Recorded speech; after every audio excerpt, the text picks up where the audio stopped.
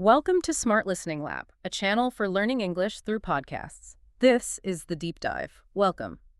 So today we're getting into something that's, well, super important, but often kind of frustrating for English learners. Building of your vocabulary. It can feel like this huge mountain of words, a bit overwhelming, maybe even impossible sometimes.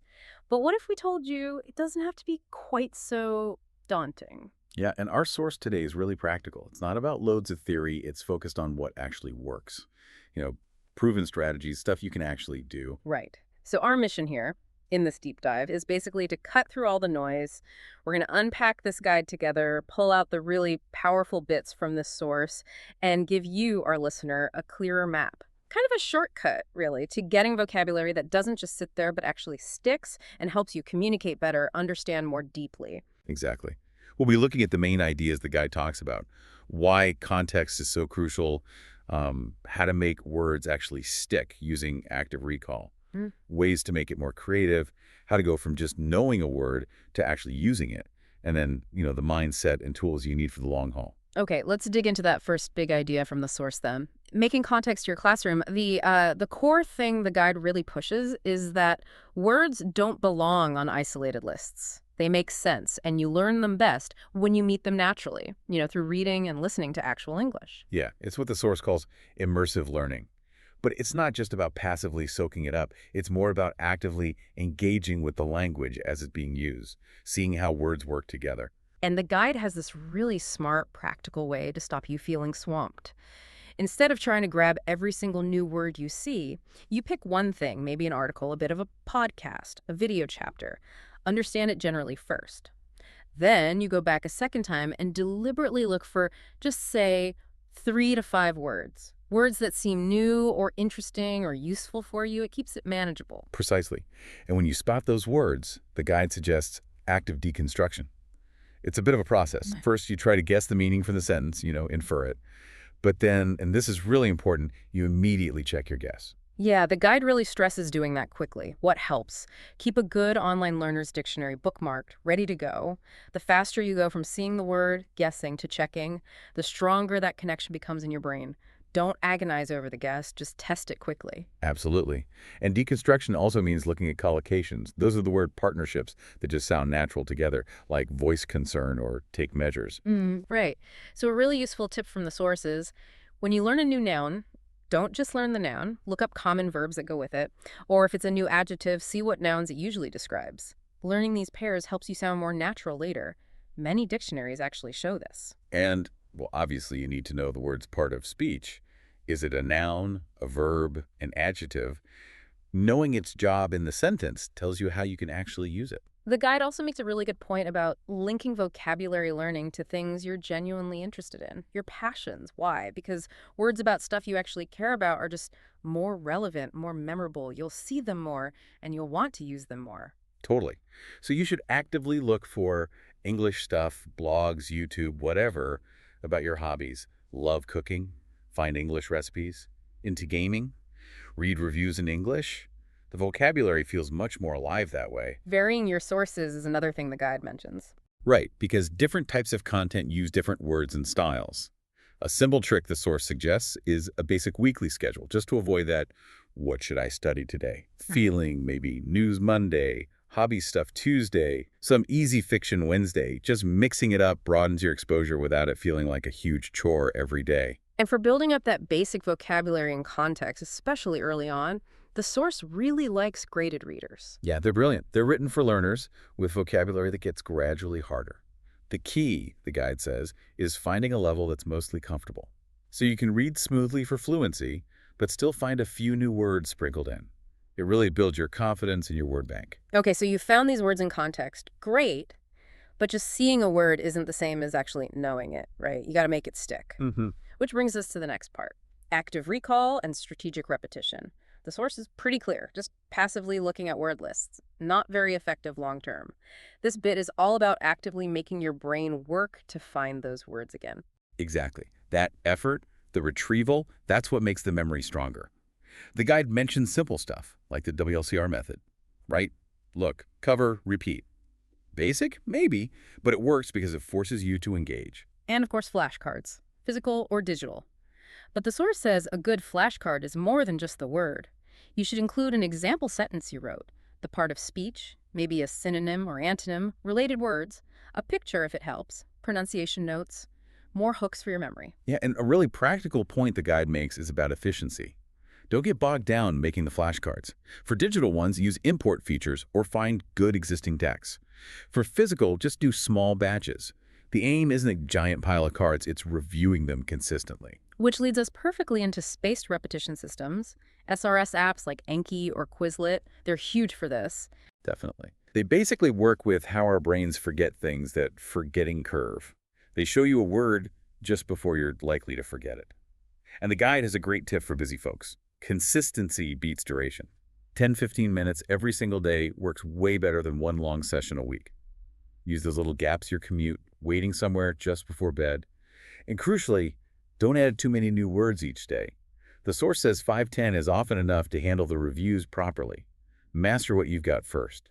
The guide also talks about other ways to do active recall, not just standard flashcards, like close deletion, filling in blanks in sentences. Or concept mapping, drawing connections between related words visually, and just, quizzing yourself in different ways. Define it, use it, give a synonym. Yeah, the source suggests making it a bit of a game, like, okay, can I use 3 new words in a paragraph about my day? Yep. Or explain something using 5 words I reviewed. Makes it less like hard work. And all this just underlines why regular review is so vital. We forget stuff we don't use. That forgetting curve is real. Totally. So, a practical takeaway from the source. Schedule short reviews, maybe 15 minutes weekly for recent words, and a 30-minute session monthly for a bigger review. Put it in your calendar. Treat it like an appointment. Okay, finding words, retrieving them smartly. Check. But how do we make this whole thing, I don't know, more engaging, memorable, even fun? This is where the guide gets into creativity, sparking your learning, engaging your senses. Yeah, moving beyond just the mechanics, making it more vivid. The source talks about mnemonics, those little memory tricks, rhymes, stories you invent. And a key insight, you don't need one for every word. Use them for the tricky ones, the ones that just won't stick. And sometimes the process of trying to create a mnemonic helps just as much. Make them personal, weird even. The stranger it is, the better it sticks. Visualization, too, just forming a strong mental picture for the word. And then there's the more advanced technique, the method of loci, or memory palace, linking words to places you know well. The guide does say this is more advanced, yeah. So start small. Pick a really familiar route, like walking through your home, and just place maybe 5-7 words in specific spots. Then mentally walk the route to recall them. Pronunciation practice is also key, and the source emphasizes listen and repeat aloud. How to do that well. Use online dictionaries with audio. Listen to both British and American if you can. Record yourself saying it and compare. There are even apps like ELSA Speak that give feedback. It might feel a bit awkward at first, but it's so important for actually using the words later. Other creative ideas include word mapping or clustering grouping related words together visually, by topic or meaning or form. And one I really like from the source. Play word games. Seriously. Crosswords, Scrabble, Boggle. They're fun, but they also make you recall words and see patterns. Loads of free apps out there. Even just 5 minutes a day with a word game reinforces vocabulary without feeling like study. Right, so we're finding words, remembering them creatively, but knowing a word passively is totally different from using it confidently, isn't it? That's the next big step the guide covers, bridging that gap, moving from just understanding to actually using your vocabulary, activating it. Yeah, and the source points out that activation begins with active consumption. So when you read widely, sure, but do it actively. A great practical tip the guide gives. After you learn some new words, consciously try to spot them again in other things you read or listen to over the next few days. Seeing them pop up elsewhere really cements the meaning and shows you different ways they're used. And listen actively, too. Shadowing is a really powerful technique mentioned here. Shadowing. That's where you repeat short bits of audio, like 10-15 seconds, trying to copy the speaker's pronunciation, rhythm, intonation. Don't aim for perfection right away. Just focus on the flow and key sounds. It builds that muscle memory for speaking. But the real activation, the most effective practice, happens when you actually speak and write. When you produce the language using those words. And the guide has some really helpful practical ideas for speaking. Start easy. Talk to yourself in English about your day, what you're doing. Try to deliberately use a new word or two. No pressure. Nobody's listening. Finding a language partner is great, too. Apps like HelloTalk or Tandem connect you. The source suggests agreeing beforehand, like, hey, let's both try to use 3 new words today. Make it a shared goal. And tackling that fear of using new words, it's so common. The guide's advice, remember the goal is just communication. People appreciate the effort. Start small. Use 1 new word in a chat, then try 2. Build confidence slowly. It's okay if it's not perfect. Seriously. For writing, the guide suggests microjournaling. Simple, but effective. Yeah, just like 3 to 5 sentences a day. About anything. Your breakfast, your commute. But make a point of slipping in 1 or 2 new words you want to practice. And getting feedback is vital. Yeah. The source mentions online places like Reddit's English Learning, where you can post short bits of writing, or using good grammar tools that offer suggestions. Oh, and a super simple technique the guide adds. Label stuff around your house.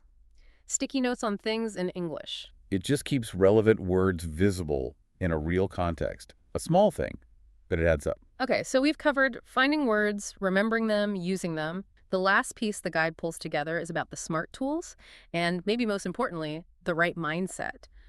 What you need for this to actually work long term. What tools does the source focus on? While high-quality learners' dictionaries and thesauruses are essential, and the guide really encourages digging deeper than just the definition. Look for the extras.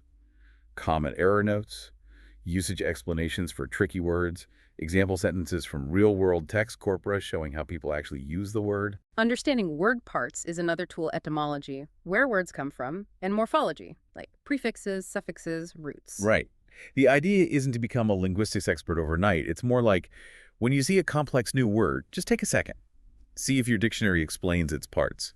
Learning common bits gradually helps you guess the meaning of other new words later on. Focusing on word families is also key. Learning all the related forms, like decide, decision, decisive. And always working on understanding nuance, the feeling a word has, connotation, and those collocations we mentioned.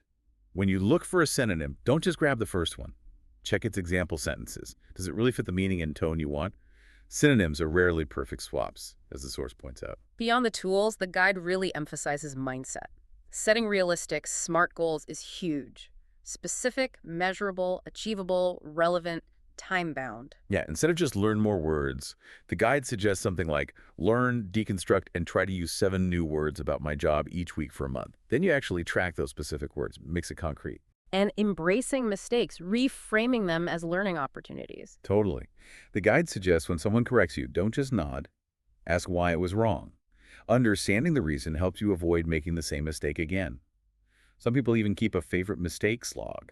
Tracking progress realistically is important for staying motivated, too. Absolutely. It's not just about the number of words. The source reminds you to celebrate the small wins. Like, did you understand a word in a podcast this week without looking it up? Did you manage to use a new word in a conversation? Those moments are super motivating, more than just a number on a spreadsheet. Finding a study buddy or a language partner comes up again here for support. And a really powerful technique. Actually teaching new words, trying to explain a word to someone else, even just pretending, forces you to really understand it yourself. The practical tip. Yeah. Even if there's no one to teach, try writing out an explanation like you were teaching it. It solidifies things. And the big message the guide wraps up with: patience, persistence, routine. There's no magic wand. It takes consistent effort. Yeah, building that routine is probably the single most critical thing for long-term success. Don't try to magically find extra time. Attach learning to habits you already have. Flashcards with your morning coffee, read an English article after lunch, do your SRS review on the bus. Even just 15-20 minutes a day, done consistently, adds up hugely over time. So we've really unpacked this guide's approach to vocabulary. From finding words in context, making them stick with active recall and creative tricks, pushing yourself to actually use them. Yeah. And underpinning it all with the right tools and, crucially, that growth mindset. It's not just one step after another, is it? It's more like a cycle. Exactly. And what's really fascinating, what the guide highlights so well, is that mastering vocabulary isn't just about knowing more words. Fundamentally, it's about expanding your ability to connect, to express yourself clearly, and to understand the world through language more deeply. It literally builds a richer world for you. Which brings up a question for you listening right now. Thinking about your own routine. Yeah. What's one small practical thing from this deep dive that you could genuinely add to your week, starting now? Just one thing. Start there and see how that one small step starts to change your vocabulary journey.